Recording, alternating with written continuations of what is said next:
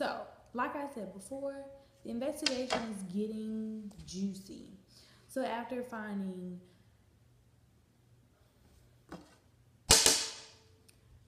like I said once before, the investigation is getting juicy. So after finding pictures and questioning Sam, Sam decides to tell Annalise's assistant Bonnie that he actually did have relations with her. And it came to find out that they dug up Lila's body and they found out that she was 6 months pregnant before she died. Of course, you don't even have to be a rocket science or a defense attorney to know that someone being pregnant that you did not want to be pregnant is a motive to kill. So now that Sam has a motive to kill, Annalise really thinks that her husband did it. So she questions Sam on a daily basis and she asks him, are you sure and what's happening? Did you know she was pregnant? And if you did, why didn't you say anything? And etc. and etc. And he just would keep on lying to her. So of course, that was that. But as soon as she found one more piece of information from Sam's laptop, boom, it proved he had a motive to kill. So instead of just simply asking him did he kill her and him denying it, she decided to take matters into her own hands. What better way to argue with your husband about a murder than to leave and go hook up with your boyfriend?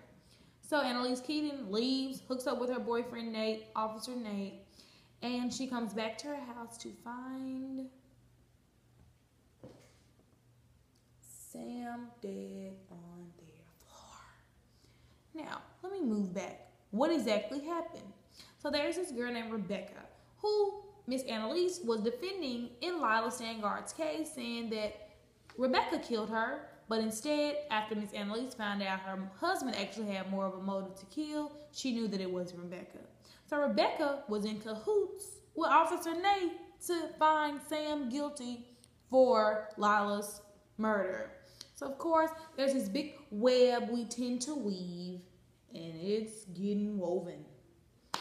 So Rebecca goes into the house to try to get Sam's computer as well for Officer Nate so they can prove that it wasn't her and that it was Miss Keating's husband. So as she goes in, he tries to stop her. Of course, what man wouldn't? So Mr. Sam Keating decides to try to stop Rebecca, so they start fighting. Woohoo! Knock, knock, knock. Who's at the door? Of course, Miss Keating's 5 students. Laurel, McKaylee, Connor, Wes, and wait a minute, not Asher, because that night they were having a campus bonfire for homecoming. So, of course, they go into the house and they hear Rebecca needs help, so of course they help. Long story short, let's just say Mr. Keating lost the battle. McKaylee accidentally tosses him over his stairwell and he falls on the floor. Stuck flat just like that. But it was in defense of Laurel, who's also her colleague and also her friend. Or maybe not. So as he's on the floor, they're thinking that he's dead. Everybody's shaking up. Everybody doesn't know what to do, and etc. and etc. So they decide to go down the stairs. Well, Rebecca goes down the stairs, and she has this SD card that has Mr. Keating's information on it, which is going to prove that he could be guilty. Wait a minute. Mr. Keating gets up, and he decides to choke Rebecca. And she says, help me, help me, help me, help me. What does Sam do? He continues to choke her. But Wes, who has feelings for Miss Rebecca, he decides to grab the grand trophy that the best student in Miss Keating's class is supposed to get and whacks him right across the head.